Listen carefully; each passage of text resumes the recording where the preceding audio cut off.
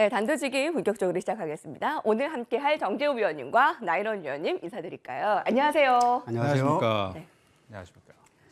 이번 주 분위기가 월화 이렇게 훈풍의 분위기가 이어지면서 이번 주 중후반이 좀 기대를 모으게 됩니다. 빅 이벤트, 거기다 옵션 만기, 지금 국내외적으로 이벤트가 산재한 가운데 오늘 ERU 주제를 공개합니다.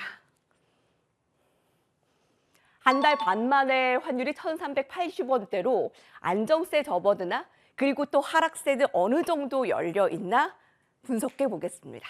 정재호 의원님, 그동안은 이 금리 인상에 대한 이 불안감으로 이 달러 강세에 원달러 환율이 정말 치솟는 모습이 엊그제였는데 이렇게 분위기가 좀 단기간에 하락세가 나타나고 있습니다.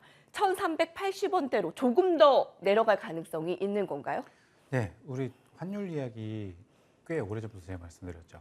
이게 3주 정도 됐어요. 근데 10월 13일 이후로 해서 13일, 17일 그리고 25일이 시장에서는 좀 주요 수급의 변환이 들어온 구간인데요. 특히 13일 이후부터 시장에서는 무언가가 포착이 되기 시작을 하면서 우리나라에서도 환율 하락에 베팅될 수 있는, 환율 하락에 대한 수혜가 들어올 수 있는, 그동안 환율에 의해서 데미지를 입었던 기업들과 환율 하락으로 인해서 수급이 뚫릴 수 있는 종목군들로의 매수세가 대거 포착이 되고 있다는 것을 말씀을 드렸습니다.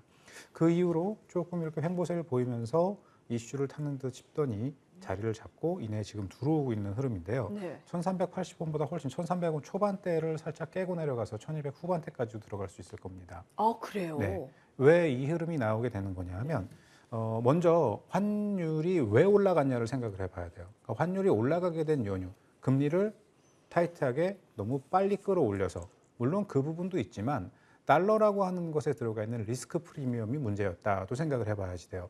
우리가 전쟁이 났다거나 혹은 어떤 상황이 발생했다거나 경기에 대한 뭐 큰 우려가 발생했다거나 그러면은 당연히 무슨 달러를 사겠어요, 원화를 갖고 있겠어요, 금을 갖고 있겠어요라고 하면 대부분 답은 하나로 귀결이 되거든요.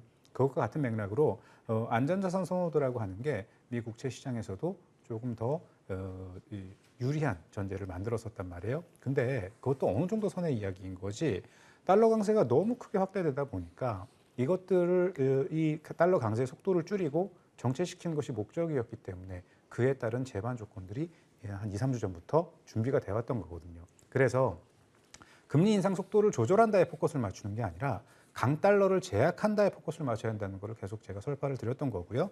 이런 흐름들은 중국 봉쇄 완화와 관련돼서도 어떤 기대치가 있다고 이야기를 하고 있으나 사실상 중국 봉쇄 완화와 관련된 부분들은 차후의 문제인 거죠. 그동안 어떤 일들이 있었는지를 조금 살펴볼 필요성이 있는데요. 지난주 전부터 시작해서 오래전부터 미국과 러시아가 접촉을 하고 있었다는 이야기들이 있었어요. 러시아 동부 지역만을 가져가고 종전을 좀 설득을 하고 있다. 미국이 러시아와 젤렌스키 사이에 어떤 교두보를 만들고 있다. 이런 얘기가 오고 가면서 밤사이 워싱턴 포스트와 WSJ에서도 관련 뉴스가 나왔었는데요. 지난 주말부터 나왔었던 이런 이야기들은 조금 더 어떤 신빙성을 갖게 되고요. 또 전쟁이 끝난다라는 거에 대한 어떤 딱 명확한 답을 내리는 것이 아니라 정말 이쯤 되면 됐거든요. 이쯤 되면은 서로가 원하는 것들이나 어느 정도 교점을 찾았단 말이죠. 시간이 가면 갈수록 종전에 대한 기대감이 커지면 커지는 것이지 더 확산될 수 있을 거라는 우려는 이전보다 훨씬 더 줄어들었다는 거죠. 그것만으로도 앞으로 상황이 더 크게 전개될 수 있다. 달러가 더 강세로 갈 수 있다. 금리를 더 많이 올릴 수 있다. 달러가 더 강세로 갈 수 있다. 경기는 안 좋아지고 있는데 경기가 안 좋아지는 것만큼 달러의 흐름도 화폐 가치의 변화가 들어올 것인데 그럼에도 불구하고 어디까지 될지 모를 것 같다는 파이널 금리에 대한 터미널 금리에 대한 어떤 우려 이런 많은 것들이 달러뿐만이 아니라 여러 가지 자산 가격에 큰 문제를 보여줬단 말이에요. 이런 것들은 결국 돌고 돌아서 우리 시장이라던가 일본 시장이라던가 그다음에 영국 시장에도 데미지를 주기 시작을 했고요. 결국 돌아서 미 국제 시장에도 미국의 자산 시장에도 영향을 주기 시작했단 말이죠. 그래서 달러의 속도를 조율하기 위한 그 포커스가 이미 이전부터 진행이 되어 왔고 그거에 따른 효시가 보여지고 있었고요. 이미 거대 자산들은 그렇게 베팅이 되어 있었고 이제 이 달러에 유입됐던 달러의 리스크 프리미엄을 걷어내야 되는 구간이니까요. 어느 정도 선까지 달러가 상승을 했지만 이 정도 선에서는 디맨드 풀에 의해서 나올 수 있는 흐름이지만 그거 이상은 리스크 프리미엄이다. 리스크를 끌어안는 흐름이다. 그럼 리스크 프리미엄이 내려오는 것만으로도 달러는 적정 구간까지 반대로 그로 인해서 피해를 봤던 종목군들도 적정 구간까지의 반발과 자산 가격의 상승, 달러 약세는 상품 가격의 상승, 또 상품 자산 시장뿐만 아니라 상품 통화권역의 상승. 우리나라는 상품 통화잖아요. 그러니까 상품 통화는 화폐 쪽수가 많지가 않아요. 그러다 보니까 원화를 대신해서 매수할 종목들, 원화를 대신해서 매수할 채권들, 원화를 대신해서 선물을 매수한다거나 현물을 매수한다면 가격이 비싼 종목을 매수해야 되겠죠. 그래서 대형주들뿐만이 아니라 코스닥 150보다 코스닥 종합지수가 다시 코스닥 종합지수보다 코스피 200보다는 종합지수가 더 큰 상승을 했었던 겁니다. 대형주 위주의 매수가 들어오니까 지수는 끌어올라갈 수밖에 없을 거고요. 그런 전제에 맞춰서 수급 조건들도 만들어졌겠죠. 이번 옵션 만기를 기점으로 해서 이런 변동성은 한 차례 묶였던 자금들이 이제 매도로 잡았던 자산들이 환매수를 하면서 그러니까 손절을 하는 거죠. 쇼커버가 들어오면서 지수는 말아 올라가고 있는 구간인데 조금 더 상승력이 남아 있어요. 이제 내일 모레가 옵션 만기인데요. 제가 지수가 어떻게 흐름이 나올 겁니다 말씀드렸던 것처럼 이번에는 좀 살짝 짚어드리면은 312.5를 기준으로 해서 위오 아래오 위아래 총진폭 10호 내외의 진폭의 변동을 갖고 있어요. 이번 만기가 만기 지수를 어디에 갖다 맞추겠다라고 하는 건 예측의 영역이 아니에요. 그럼 그때 기관과 연기금과 외국계 투자자들과 수없이 많은 70여 개 기관들이 서로의 이해관계에 의해서 장중의 수급을 맞춰가는 거거든요. 내가 이만큼을 주면 넌 이만큼을 줘야 된다는 걸 맞춰나가는 게 결제 수치이기 때문에 어디에서 결제를 낸다는 건 그렇게 큰 의미가 없어요. 물론 매매하시는 분들한테는 중요한 포인트가 될 수 있겠지만 그래서 지금은 오늘까지 그리고 내일까지의 종가도 확인을 해봐야 되겠지만 레인지는 12일을 기준으로 해서 위아래 5% 정도를 잡아두고 있고 그 정도의 흐름이라고 하면 대형주 오늘 떠오르는 거 굳이 잡을 필요 없었을 거예요. 이미 매수했었어야죠. 이미 매수를 했거나 그런 흐름이 나올 수 있다는 걸 말씀드렸을 때부터 3주라는 시간 동안 준비를 해왔다면 아마 오늘 나쁘지 않은 흐름이었을 텐데 내일 흐름 나오고 나서 눌림 줄 때 움직였던 종목군들을 매수해 보시는 것도 좋은 전략이 될 수 있을 거고요. 가장 중요한 거는 지수가 많이 떨어질 거라는 공포보다는 이제부터 앞으로 많이 갈 수 있는 종목군들 포트에 어떻게 편입을 시키느냐 거기에 포커스를 맞추셔서 보시되 옵션 만기의 변동을 잘 활용하자. 이렇게 정리를 해드릴게요. 그렇군요. 그러니까 증시가 지금으로부터 더 하락할 염려를 갖는 것보다 더 폭을 넓게 가지고 갈 종목에 어떤 종목이 있을까? 원화 좀 강세에 집중하는 게 의해서 좋겠네요. 시장이 많이 내려온 부분도 있으니까 달러 강세에서 많이 내려온 부분이 있으니까 달러 약세 흐름이라고 하면 지수도 그만큼 현재 구간에서는 좀 반발을 더 줄 수 있는 여지를 갖고 있다. 그러니까 시장이 내려간다보다는 이제는 정체되거나 상승한다에 베팅하는 것이 유리하다. 그렇군요. 그동안의 환율의 강조성을 줄곧 줬는데요. 네. 정재우 위원께서는 1,200원 후반대도 한번 터치할 가능성까지 좀 내려올 가능성이 있다라는 의견을 내놨습니다. 사실 어제는 이렇게 주요 이탈 지지선을 좀 계속 이탈시키면서 아래가 좀 더 열려 있다라는 이 가능성에 초점이 맞춰졌는데, 그러니까 어디까지 떨어지냐에 대한 중심도 좀 잡아야 되겠네요. 9월 말, 그러니까 한 달 반 만에 환율 1,380원대로 떨어지면서 우리 증시에게는 좀 외국인들의 매수가 좀 더 유입될 좀 기대감도 가질 수 있습니다. 어디에 초점 맞을까요, 나이론 위원님? 자, 일단 지금은 가장 시장에서 화두가 될 수밖에 없는 게 소비자 물가 지수가 이제 과연 어떻게 나올 것인가가 상당히 중요한 변수라고 좀 보여지고 있습니다. 일단 지난 9월 달 같은 경우에는 대략적으로 CPI 지표가 8.2% 정도 예상치를 상회하는 모습을 보여줬습니다. 그러다 보니 일단 전반적으로 시장에 대해서 기준금리가 앞으로 추가적으로 인상이 될 것이다라는 이야기가 나오면서 상당히 좀 불안한 시장 상황이 지금까지 지속이 되었었습니다. 자, 지금 현재 시점에서 11월 달에 발표되는 것은 지난 10월 달에 소비자 물가 지수의 결과치를 발표를 하게 됩니다. 지금 현재 IB, 즉 투자은행 쪽에서는 대략적으로 7.9% 정도 예상을 하고 있는데 아마도 8% 이상이냐 이하냐를 놓고 어찌 보자면 시장의 어떤 방향성을 결정짓게 될 아주 중요한 변수가 될 것으로 보여집니다. 일단 이런 부분들은 앞서 여러 가지 어떤 상황들을 놓고 보았을 때 지금 현재 달러 인덱스 같은 경우는 110.5포인트 정도를 유지를 해주고 있는데 일단 직전 고점 대비했을 때 소폭의 어떤 약세 움직임을 보여주고 있습니다. 물론 US 달러 인덱스 같은 경우에는 대략적으로 안정권이라고 할 수 있는 것이 105포인트 정도까지 어떤 조정이라든지 하락 과정을 좀 보여주게 된다면 전반적으로 달러도 좀 안정화되고 다소 좀 경기 침체 상황이 바로 벗어났다고는 할 수 없겠지만 그래도 안정선으로 접어들 수 있겠다라는 기대감을 충분히 가져볼 수 있는 중요한 변수다라고 좀 말씀을 드릴 수가 있겠고요. 자, 우리나라 시장 같은 경우는 일단 환율, 일단은 금리 금리만 놓고 보게 된다면 미국과 우리나라의 금리 역전차가 대략적으로 1%포인트 정도 차이를 나타내고 있습니다. 자, 이 부분 같은 경우에는 우리가 여러 가지 상황들을 고려했을 때 통상적으로 금리가 상대적으로 미국이 높을 경우에는 우리나라에 투자되었었던 해외 투자금들이 일부 유출되고 또 미국 내로 재투자되는 그런 어떤 상황들을 고려했을 때 우리나라 같은 경우에는 달러 보유량이 점진적으로 이제 감소를 하게 되겠죠. 그렇게 된다면 자연스럽게 원달러 환율 같은 경우에도 통상적으로 상승세를 보여주는데 앞서 어드바이저님께서 말씀해 준 바와 마찬가지로 종합주가지수 전저점을 지지해주면서 박스권의 어떤 베어마켓 레이를 보여줄 것이다라고 예상했었던 부분들을 가볍게 뒤집으면서 사실상 돌파의 상승 흐름세를 보여주고 있습니다. 그러다 보니 자연스럽게 전반적으로 외국인들의 어떤 매수 자금이 코스피 200 대형 주들을 주들을 위주로 해서 상당 부분 좀 매수세가 들어오면서 가격 상승 또는 가격 유지를 보여주는 어떤 매우 안정적인 시장 흐름을 보여주고 있다는 점을 일단 좀 보셔야 되겠고요. 자, 추가적으로 11월 24일, 즉 곧 있으면 약 한 2주 정도가 남았을 겁니다. 예. 일단은 금통위 기준금리 인상에 대한 어떤 결정 여부가 나올 것입니다.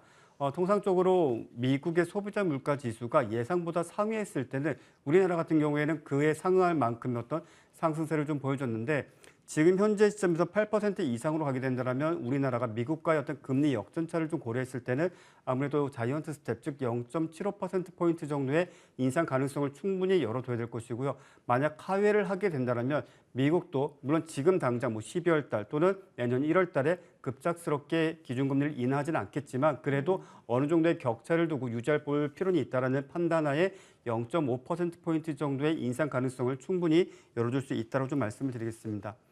어쨌든 간에 많은 분들은 지금 현재 궁금해하시는 것은 시장의 어떤 방향성, 즉 내가 지금 가지고 있는 주식 손실인데 보유를 해도 될 것인가 또는 내가 현금을 쥐고 있는데 주식을 사도 될 것인가라는 고민을 하실 겁니다. 앞서 말씀드린 대로 미국의 CPI 그리고 지금 현재 금통위의 기준금리 인상폭에 대한 어떤 0.75가 될지 0.5가 될지 이 부분 그리고 그 이후에 원달러 환율이 1,400원 이하로 정말 확연하게 안정권에 접어드는지 이 부분을 좀 판단하시면서 내가 지금 현재 현금을 쥐고 있다라면 코스피 대형주 위주로 내가 신규 포트를 짜볼 수도 있겠고요. 지금 현재 이미 손실해가지고 내가 뭐 물타기를 하든지 다른 어떤 포트폴리오 다른 종목을 편입을 해서 손익 상쇄를 시키겠다라고 하신다면 신규 매수의 중요 시점, 중요 시그널이 될 수 있겠다라고 정리해드리겠습니다. 네.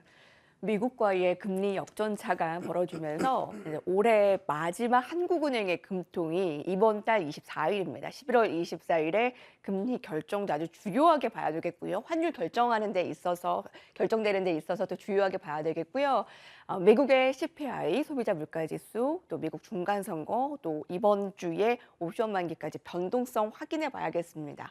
어제 오늘 환율 34원의 급락, 그래도 안정세에 접어드는 모습입니다만 그 변동폭이 꽤 심하기 때문에 그와 상응된 종목들의 흐름도 알아봐야 되겠습니다. 자, 오늘은 어떤 업종 종목들을 주목해 봐야 될까요? 화면으로 준비했습니다.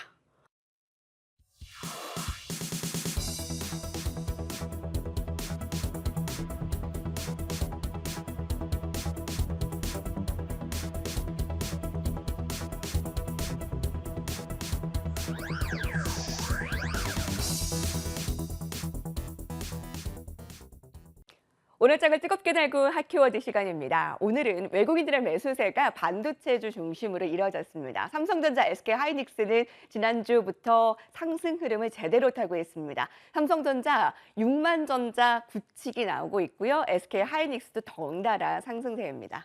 자, 정재호 의원님, 네. 6만 원 아래에서 운 좋게 사신 분들은 더 끌고 가야겠다라는 생각보다 이제 지금 한번 실현을 하고 가야겠다라는 생각이 조금 강하시더라고요. 근데 또 그 위에서 사신 분들은 아직까지 조마조마한 마음을 가지고 기다리고 있습니다. 어떻게 예상하시나요? 이 삼성전자를요, 우리 5만 3천 원 언더 구간부터 제가 봐야 된다 말씀드렸잖아요. 근데 지난주에도 가격 조건을 말씀드렸어요. 6만 2,400원, 그다음에 6만 4,900원. 그 5만 8천 원을 넘어올 때 넘어와서 딛고 나면은 좀 빠른 흐름이 나올 수 있다는 걸 말씀드렸는데 이게 단순히 가격을 예측을 하자라는 차원에서 말씀을 드린 게 아니라 철저히 과학과 산수와 수학이에요. 네. 그러니까 이런 초대형주와 패시브 자금들이 선호할 수밖에 없는 종목들은 그들의 평단을 좀 이해해 봐야지 되고요. 현재 들어가 있는 하방 포지션을 개어내게 됐을 때 들어올 수 있는 포지션을 생각을 해봐야 돼요. 그러면 그런 어떤 포지션들이 잡고 있는 교점이 있거든요. 걔들이 가르치는 평균 가격들이 나와요. 거기까지는 반등을 줘야 되는데 제가 62,400원, 64,900원이라는 두 개의 가격을 말씀드린 이유는 첫 번째 구간에서 정체가 된다거나 거기를 넘겨서 윗가격에 정체가 된다거나 이런 현상이 나올 수 있거든요. 근데 62,400원을 넘어서 64,900원을 갔다. 그러면 리턴이 들어올 거예요. 말씀드렸던 가격까지. 이런 현상들이 나오는 그런 가격대들이라서 지금 당연히 지금보다 높은 가격이잖아요. 오늘 61,900원까지 올라갔으니까 이제 첫 번째 가격까지 500원 정도 상승을 할 수 있는 여지인데 그 위로 물론 더 갈 수 있겠지만 네. 이 정도 선에서는 잠시 무언가를 뒤틀어야지 돼요. 이게 지금 개인 투자자 여러분들은 많이 산다고 해봐야 신용으로 사셨을 거 아니에요. 현물로 많이 사셨거나 근데 이거를 바닥에서 혹은 내려오는 구간에서 주식 선물로 매수했다고 생각을 하면 수익률이 10배란 말이에요. 1%가 올라가면 10%의 수익이 난다고요. 그럼 저점 대비 지금까지 올라온 거 곱하기 10을 때리면요. 이게 몇 프로의 수익이 났겠습니까? 메이저의 입장에서는. 그거를 생각해 봐야 된다는 거죠. 그래서 아직 반발력은 남아 있어요. 이후에 7만 원까지도 가야 되는 목표를 뒤에 어떤 리턴 값을 잡아두고 있어서 흐름을 주겠지만 지금 당장 계속 가기에는 어떤 좀 무겁다라고 좀 이야기를 해야 되겠죠. 이제 벌써 그 구간에 들어왔어요. 그러니까 잠시 쉬어가는 흐름이 나올 수는 있겠지만 기본적으로는 좀 더 상승세를 줄 수 있고 지수를 더 끌어올려야 되기 때문에 어느 정도 힘은 더 받치게 될 거라고 봅니다. 하지만 없는 분들이 지금부터 매수해서 뭐 많이 갈 거라는 생각은 조금 위험하다고 보고요. 말씀하신 것처럼 현재 구간보다 높은 구간에서 평단이 형성되어 있으신 분들은 조금 더 놔두셨다가 64,900원 구간에서 흐름이 어떻게 나오는지 보고 초과 상승을 한다면 6만 원대 후반을 볼 수 있을지의 여지를 보고 대응하시는 것도 나쁘지 않을 거라고 봅니다. 물론 뭐 나는 초장기로 볼 거야. 네. 10년간 가져갈 거야. 예. 이분들한테는 전혀 상관이 없는 이야기예요. 무슨 이야기라도 그분들은 모아가실 거기 때문에 또 그분들은 또 거기에 맞게 대응을 하시면 되겠고 네. 저는 이왕이면은 항상 그 얘기를 하죠. 삼성전자가 여기까지 올라오는 동안 다른 종목은 더 큰 상승을 했거든요. 그리고 이제부터라도 더 많이 올라갈 수 있는 종목군들이 있고요. 그러면 그게 유리하지 이게 유리하진 않아요. 네. 또 중장기적인 관점에서 말씀을 드리는 거 똑같이 중장기적인 관점에서 앞으로 300%, 500%, 1000% 갈 수 있는 종목을 모아가는 게 유리하지 이미 그만큼의 시세가 나서 수급을 조율하고 있는 종목을 보는 것은 좀 다소 불리하겠죠. 그 관점에서 본다고 하면요. 지금 가격대에서 뭐 지수 조율 이상 이하의 어떤 그런 메리트는 네. 없어 보이고 남아있는 상승국가는 좀 더 롤이 남아 있습니다. 네. 그냥 가격 구조로는 설명드린 거예요. 삼성전자. 그럴 수 있겠네요. 이게 10년 가지고 가실 분들에 대한 네. 얘기는 아닙니다. 네. 참 그 얘기를 그 가격대를 설정하기는 쉽지 않지만 일단 저항대를 62,400원과 64,900원을 좀 정해줬어요. 그러니까 그때 가서 결정해도 되겠네요. 64,900원에 가서 네. 더 올라갈 것인지 아니면은 조금 더 시간이 필요할 것인지 네. 확인해 보시는 것이 좋을 것 같습니다. 그런데 지금 신규로 매수하기에는 조금 아리송하다라는 의견을 아니 주고 있습니다. 눌리면 매수가 가능한데 예. 지금 여기서 이걸 매수하는 것보다는 차라리 지금은 다른 종목을 매수하는 더 게 올라갈 낫죠. 그죠? 종목을 네. 더 폭발적으로 올라갈 네. 종목을 찾는 게 좋겠다라는 의견입니다. 반발의 상승은 남아 있다. 하지만 그 이상은 좀 시간이 필요하겠다라는 의견을 내비치고 있습니다. 그러면 오늘 그 질문에 이제는 매수 타이밍이라는 것에 좀 고개를 갸우뚱하는 의견을 주셨다면 나이론 의원님은 어떻게 의견 내놓겠어요? 자, 일단 지금 현 시점에서 뭐 여러 가지 상황들을 좀 고려해 볼 수 있는데 삼성전자 일단 기준으로 했을 때 지금 TSMC와 상당히 좀 비교가 많이 되고 있죠. 일단은 대표적인 차이를 나타내는 것이 이재용 부회장이 이제 회장으로 승진하고 나서 ASML과의 어떤 여러 가지 상황들을 좀 고려를 하고 있습니다. 자, ASML은 소위 우리가 웨이퍼라는 도화지에 강광액이라는 물감을 뿌리고 일단 극자외선이라는 붓으로 회로를 그리게 됩니다. 그래서 그것을 잘게 쪼개면 우리가 흔히들 알고 있는 반도체가 됩니다. 근데 이 장비가 과연 몇몇 국가들이 생산하는가? 미국도 실질적으로 생산을 하긴 합니다. 일본도 그러한 기술을 가지고 있습니다. 하지만 네덜란드가 독보적인 위치에서 사실상 전 세계 지금 극자외선 노광 장비를 사실상 독점하고 있다라고 해도 과언이 아니고요. 근데 이것이 좀 뭐가 문제냐면 1년에 약 한 40대 정도밖에 생산을 하지는 않습니다. 그런데 이 생산량의 약 한 60, 70% 정도를 대만의 TSMC가 사실상 전량 가져가고 있다라고 해도 과언이 아닙니다. 그런데 이런 어떤 장비 차이가 발생하다 보니까 그동안 삼성전자가 외쳤었던 어찌 보면 초격차라는 것이 지금 현재 TSMC가 앞서고 그 뒤를 삼성전자가 쫓아가고 있는 상황이 되어버렸습니다.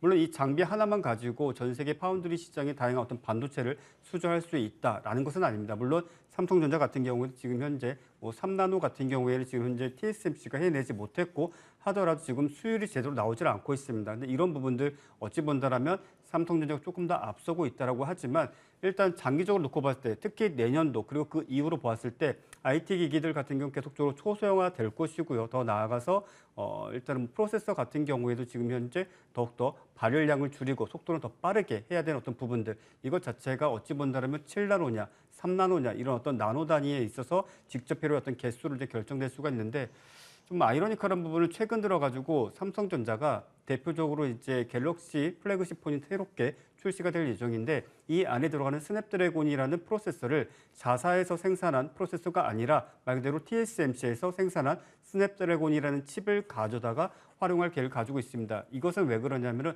지난 전작의 어떤 프로세서의 어떤 결함이라든지 문제가 지금 현재 기술적으로 극복하지 못했다라는 부분들이고 더 넓게 본다라면 파운드리 시장에서 대표적으로 뭐 엔비디아라든지 뭐 AMD 이런 회사들의 어떤 파운드리 수주도 사실상 TSMC에 뺏겼던 이유도 이런 어떤 이런 이유에 연유하지 않을까라는 생각을 좀 해볼 수가 있겠습니다.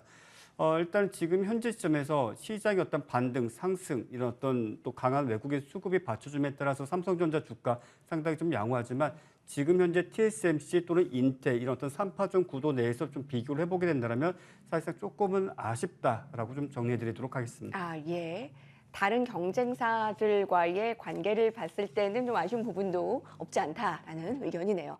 반도체주는 확실히 지금 외국인들의 매수세가 강하게 들어오면서 자, 그런 반도체주 안에서도 어떤 종목을 좀 특징주로 봐야 되는가 주목하고 있는 특징주 보겠습니다. 정재우 위원님. 네, 저는 오늘 두산 테스나를 갖고 왔습니다. 예. 두산 테스나.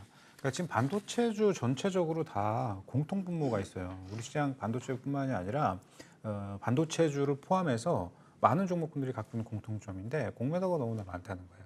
우리 시장 지금 공매도 물량이 거의 지금 이 대차 물량까지 해서 60조에 육박하는 금액인데 여러분 이 중에 절반만이라도 환매가 된다고 가정을 해봤을 때 지금 이 가격대에 머물고 있는 거는 앞뒤가 안 맞는 거거든요. 물론 성장주라던가 일부 반도체에서는 너무 먼 미래 가치를 땡겨와서 시세를 선반영을 한 종목군들도 있어요. 그래서 뒷방에서 나가는 시세들이 앞 시세를 넘기지 못할 종목군들도 많이 눈에 띕니다. 그러나 그럼에도 불구하고 여기 들어와 있는 자리는 공매도의 쇼커버만으로도 반발력을 충분히 갖출 수 있는 구간이고요. 또 더 중요한 거는 TSMC라든가 삼성전자와 관계되어 있는 많은 이슈들 앞으로 무슨 시스템 반도체라든가 기대치를 심을 수 있는 여러 가지 이야기들이 있잖아요. 그런 것들의 직접적인 효시를 받을 수 있는 종목군들이 있는가 하면 조금 동떨어져 있는 종목군들도 많이 있어요. 그래서 아직까지는 같은 돈이라고 하면은 꼭 이거로 사야 되겠는가라는 것에 대한 퀘스천 마크가 시장에는 여전히 존재하거든요. 그러니까 메이저들의 입장에서 간택돼서 움직일 수 있는 섹터냐 아니면 그저 그런 환급성에 의해서 시세가 나오는 정도 그 정도로 봐야 되느냐. 그러니까 저는 아직 후자의 경우라고 봐요. 예. 그래서 모든 반도체 종목이나 삼성전자를 비롯해서 이런 종목군들이 앞으로도 이전 같은 흐름이 많이 올라간다 이런 개념보다는 그냥 지금 현재고는 적당한 상승세가 나올 수 있는 구간이다. 그렇게 보고요. 차트 보면서 좀 설명을 예. 드리겠습니다. 두산 테스나를 갖고 온 이유는요. 간단해요. 지금 이 두산 테스나 현재 구간에서 좀 높이 보지는 않아요. 이 종목도 높이 올라갈 거라고 말씀드리지 않고 우리 이 단도직입에서 내일의 관심주 얘기하듯이 한 10에서 한 15% 정도 올라오는 구간 그 정도 구간에서는 저항대가 한번 걸리게 될 거예요. 그래서 35,000원, 33,000원 구간 정도까지는 무난한 상승이 예상이 되지만 그 이상까지 가기 위해서는 조금 더 보정을 하고 매집을 한다거나 이전 수급을 조율하려 하는 힘이 좀 작용을 해줘야지 될 거예요. 그래서 보유하고 계신 분들은 그 정도 선까지는 어떤 수급 구조를 활용해 보시고 없는 분들은 뭐 짧게 들어가서 변동성을 활용해 보시는 것도 나쁘지 않다. 단 이전처럼 거대한 상승이 들어간다는 어떤 기대치를 예. 너무 크게 갖지 말자. 그렇게 말씀을 드리고 시스템 반도체뿐만이 아니라 반도체 전후 공정에서 비슷한 조건을 갖고 있는 종목군들이 굉장히 많이 있거든요. 그런 종목군들도 다 비슷한 흐름의 반발력과 상승이 보여지게 될 겁니다. 네, 참고해서 활용하시면 네. 좋을 거예요. 반도체주 가운데 주목하는 특징주 두산 테스나. 네. 나인원 위원님의 주목하는 특징주는요? 예, 삼성전자입니다. 예. 일단 삼성전자 많은 분들이 참 고대하시던 그리고 또 기다리시고 하던 종목인데 상당히 좀 좋은 말씀을 드릴 수 있을 것 같습니다. 앞서 제가 이 프로그램 통해서 삼성전자에 대해서 6만 원대 저항 가격을 돌파를 해야 된다라고 좀 말씀을 드렸는데, 자, 6만 원대는 앞서 2020년을 기준 놓고 봤을 때 수차례 돌파를 시도를 했지만 돌파를 해내지 못했고, 이윽고 돌파를 한 이후에 종목 같은 경우는 96,800원까지 연이은 상승세를 보여줬던 강력한 저항입니다. 사실 올해 들어서 이 가격대를 좀 이탈하면서 5만 전자, 4만 전자 가능성까지 계속적으로 대두되면서 많은 분들이 좀 불안하게 했는데, 최근 들어서 6만 원 가격에서 계속 며칠 동안 머물고 돌파를 하면 이내 밀리고 돌파를 하면 이내 차익 실현 매도 물량이 나오고 이런 어떤 모습들을 많이들 보셨을 겁니다. 자, 결과적으로 이제 돌파를 해서 오늘자 기준했을 때 6만 1,800원 정도의 가격 상승세를 좀 보여주는데, 자, 지금서부터는 이렇게 보시면 됩니다. 그동안 6만 원이 저항이었다면 지금부터는 6만 원이 지지 가격이 될 것입니다. 즉 다시 말씀드린다면 6만 원을 이탈하게 된다면 시장 자체에 문제가 있거나 삼성전자에 별로 좋지 않은 소식이 있을 가능성이 있다라고 생각을 하시면서, 일단 지금 현재 수익권이신 분들은 6만 원을 이탈치 않으면 끌고 간다 생각하시길 바라겠고, 예. 기존에 7만 원, 8만 원대 가지고 계신 분들은 조금은 아쉬운 말씀이지만 일단 조금 더 시간을 들여서 네. 보유하심을 좀 권해드리도록 하겠습니다. 예, 이제 6만 원이 저항대를 넘어서 이제 지지선으로 잘 활용이 되느냐를 살펴봐야 되겠습니다. 5만 전제 절대 보지 말자라는 지금 의지가 있는데 6만 원 돌파하면 밀리고 돌파하면 밀리고 되는 상황이었는데 6만 7천 원대까지는 일단은 보유하는 것으로 보면 되겠네요. 자, 삼성전자 좀 도움 되셨으면 좋겠고요. 자리를 옮겨서 이어가겠습니다.